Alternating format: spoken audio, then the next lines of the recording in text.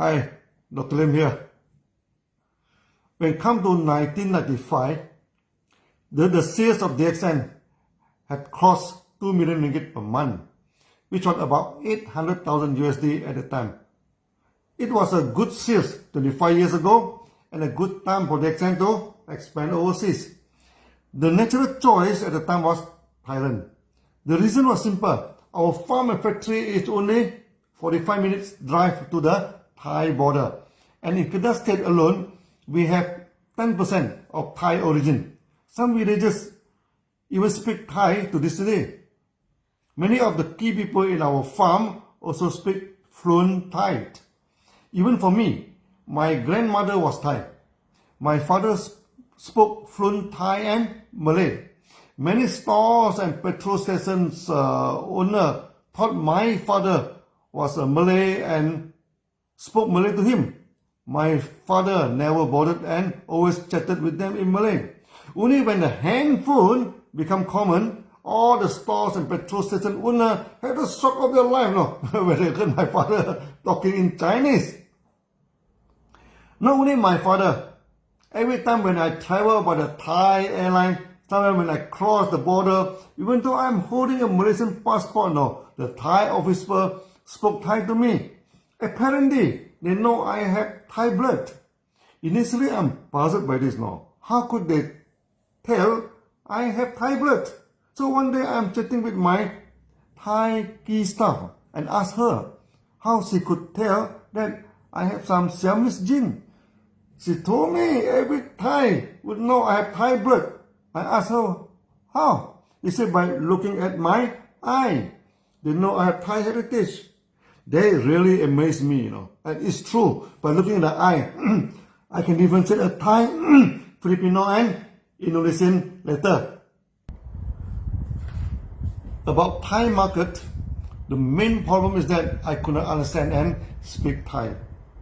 But for southern Thailand, that is not a problem, as there are also many local Malays who speak Malay with some northeastern Malaysian slang, the Kelantanese like that. But at least I could communicate with them.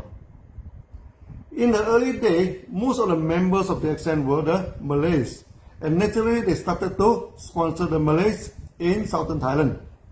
This is welcome by me, as I could communicate with them easily. Very soon, members introduced one rich family of Malay in southern Thailand to join hands with DXN to establish the market in Thailand. DXN formed a company together with him and two of his friends.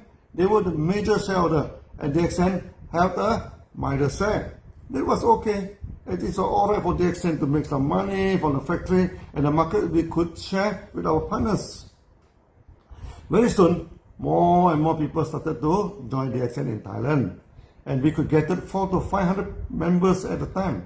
And it was very convenient for the Thai member to visit our farm and factory due to proximity to Thailand.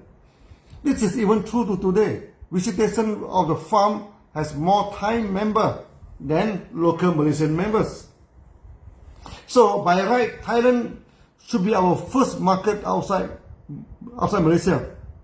But we never mention Thailand, but give the credit to Indonesia and say it is Indonesia, our first major market after Malaysia. Why was it so? Because at the time, we committed two fatal mistakes in the Thai market. First, we let a member become our shareholder, and they could develop the market. This immediately created some issue, as the members in Malaysia could not compete with them. The company and shareholder become a competitor to the members. You may wonder, I am very firm with PASU and do not let members enter into shareholding of the company. Then why in Thailand we allow it to happen? The reason is very simple. The time Thai did not allow foreigner to hold majority shares in a JV company, and a foreign company could not do retail sales in Thailand. We need a local shareholder. Secondly, it was the language. Most Thai do not speak English at the time. Thai was the only language they knew.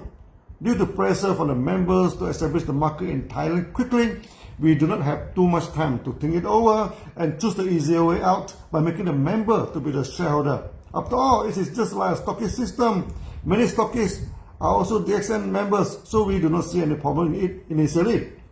The second fatal mistake, we let the branch office run all the show. They operated independently. This opened out a chance for the crooked stockists now to revolt against the company and take the market away by establishing their own company. The shares in Thailand grew steadily, and when reached beginning of 1997, the share touches 2 million baht. At the time, 1 ringgit could trade 10 baht and 1 USD could trade 25 baht. So it is about 80,000 USD per month. Then something abnormal started to Europe. First, the branch started to delay payment, no? I keep on ordering, but the payment is not up to date. And there were a lot of line cutting, no? Many of the lines belonging to Malaysian members were hijacked, no, into their line. This created a lot of complaints, and many members became angry about it. Even though I tried my best to persuade the partners in Thailand, but to no avail. Then suddenly they stopped ordering and moved to a imitator company without warning, the copycat of DXN. They invite me to discuss with them. I brought my wife and there were 3 of them in front of me. From the beginning, I immediately sensed the atmosphere was not good, no. They were arrogant and non-smelling. Then they accused DXN of stealing the technology from that imitator, no. They claim the imitator is a true technical holder and supply the products to DXN. Now they decided to join the original company.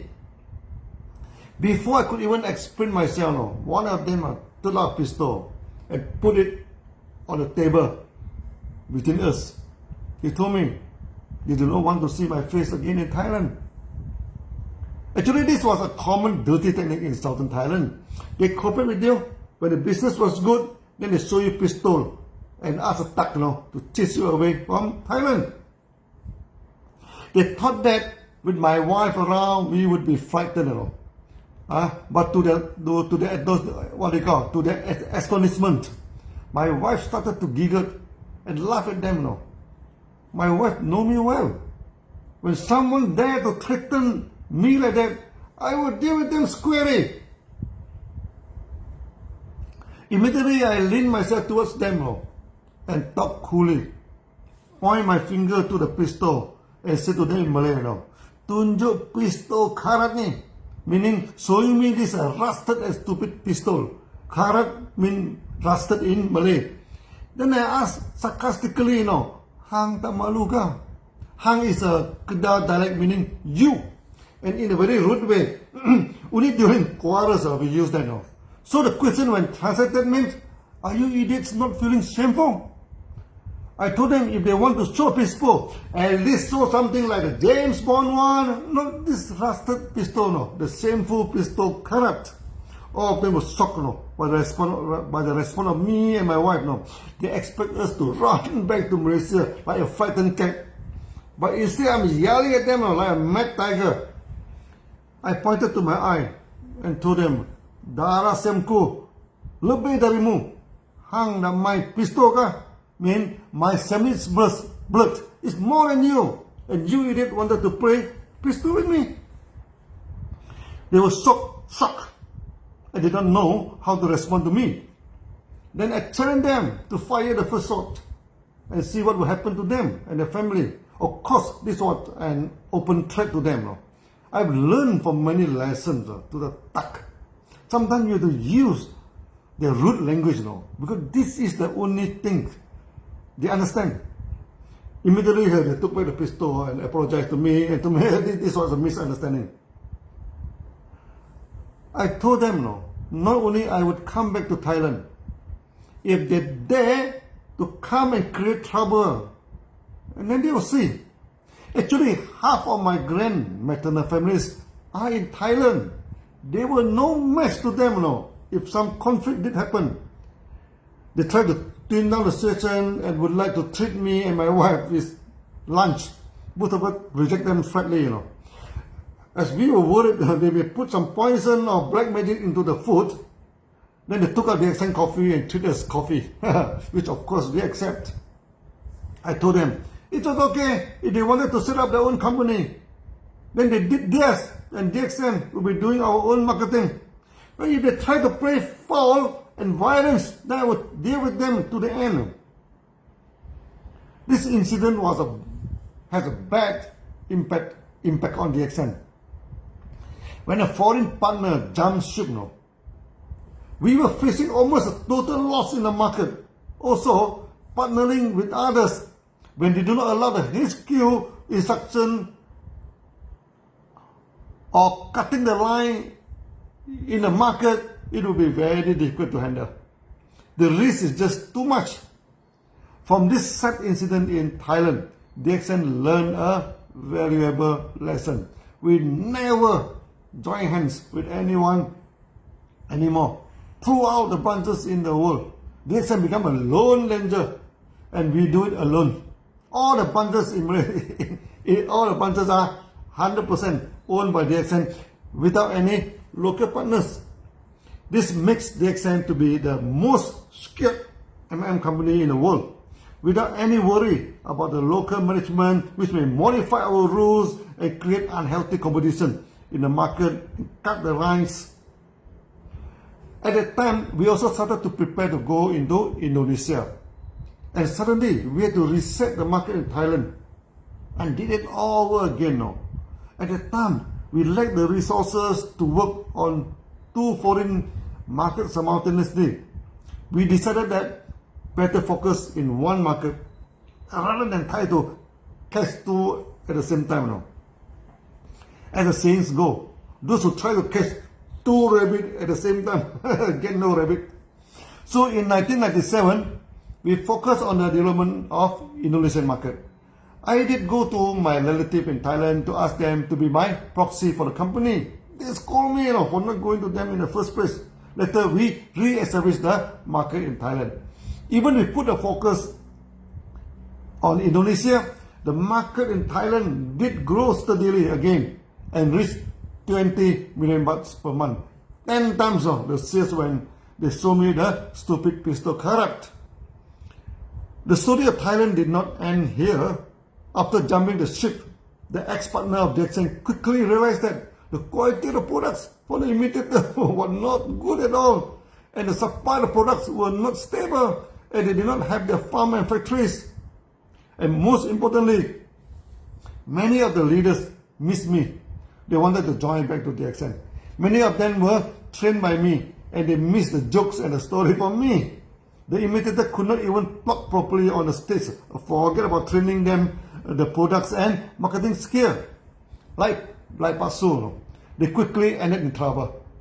The market was the only worthwhile market for the imitator. So the imitators always try to squeeze them out and took over the company.